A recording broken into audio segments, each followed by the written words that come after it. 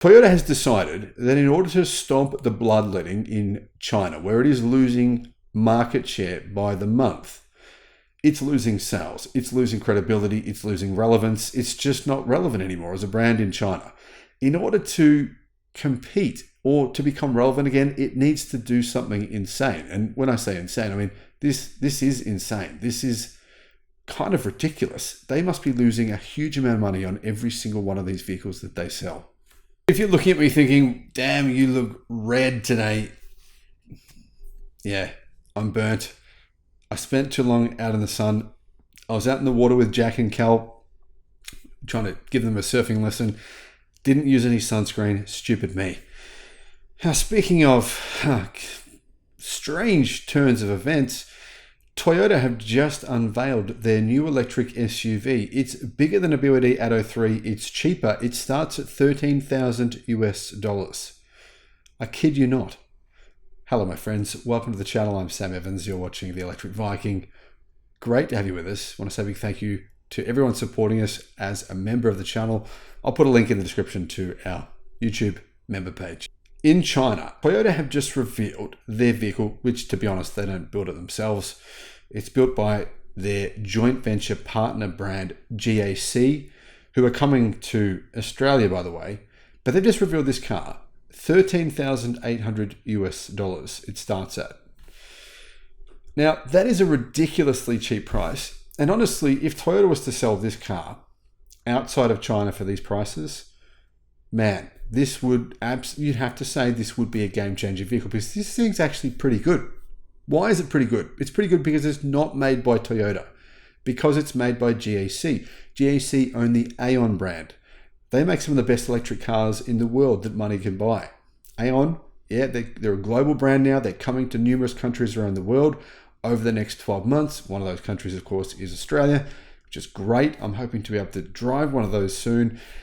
Anyhow, this vehicle begins at a price of 100,000 RMB in China, which is $13,800. The most expensive version is twice that price, $27,500 US.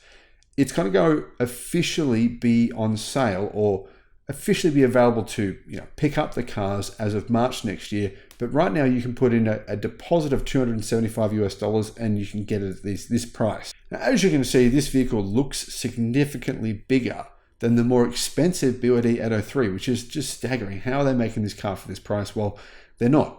Obviously, they'd be making a loss at these prices. There's no way Toyota are making any profit on this. So how big is it actually? Well, it's a very similar size to Geely's EX5.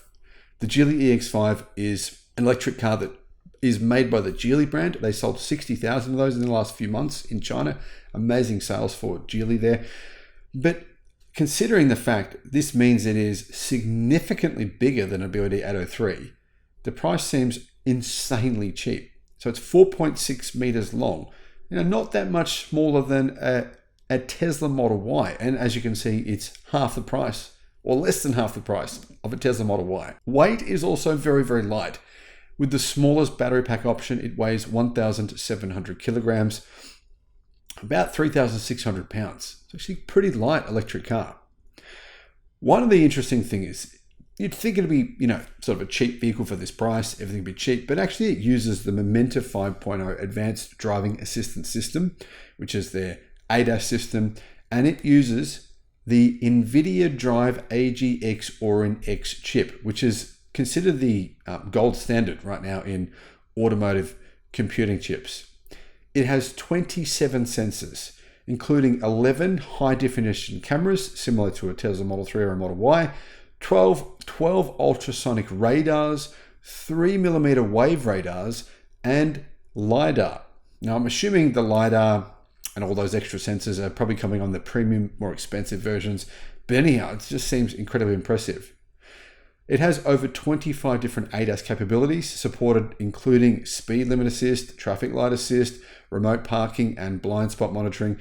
Essentially, it's meant to come with Tesla Autopilot, a similar system to Tesla's Autopilot. The bZ3 comes with 150 kilowatt of power. So it's got basically the same power as the BYD Atto 3, Similar power to the Geely EX5 as well. 150 kilowatt, that's 201 horsepower. The base model actually gets a pretty decent sized battery. It's a 50 kilowatt hour lithium iron phosphate battery, so LFP. Could even be a blade battery. We don't know that yet for sure, but it looks like it probably is. Range of that cheap $13,000 model is 430 kilometers. That's CLTC. So you're looking at about 350 kilometers of WLTP range, probably about 220 miles EPA.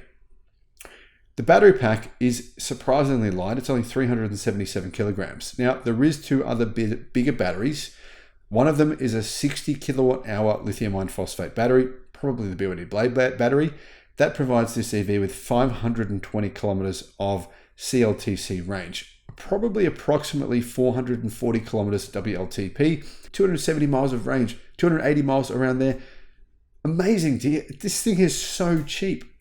Why are Toyota doing this? Well, first of all, there is another model with a bigger battery and it has 620 kilometers of CLTC range. So that's about 490 kilometers WLTP, or over 300 miles of range.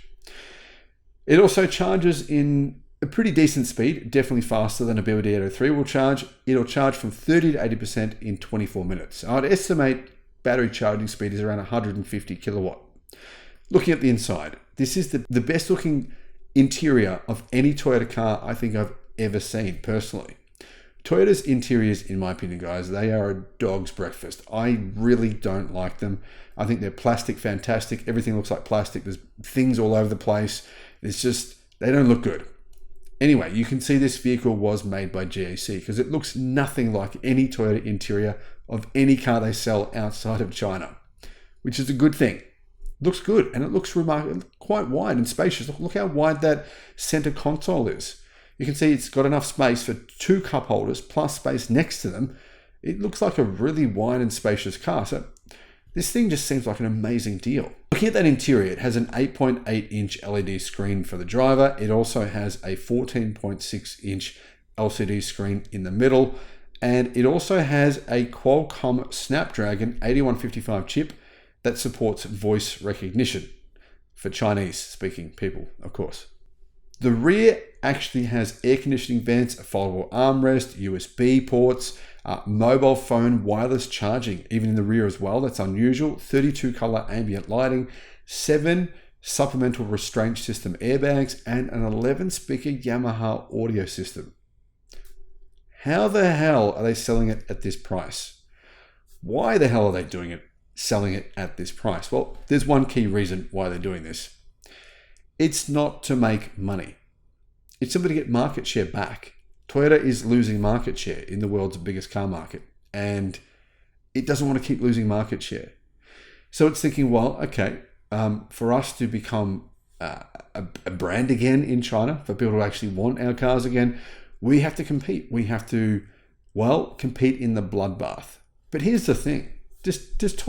Why does Toyota, if Toyota is such a renowned brand, why do they need to undercut everyone else? This is cheaper than the Geely EX5. This is cheaper than BYD 803. This is cheaper than every rival. Well-known brand name selling EVs this size in China for this price. This is the cheapest. And this is, I mean, talk about a race to the bottom. You know, Toyota has complained that there's a race to the bottom in China, but they're creating this race to the bottom at these prices. These prices are just insane. Now, don't get me wrong. Great for consumers. I don't think this works for Toyota in the long run. I don't see how this game will actually be a positive for them. But what are your thoughts? Let us know in the comments.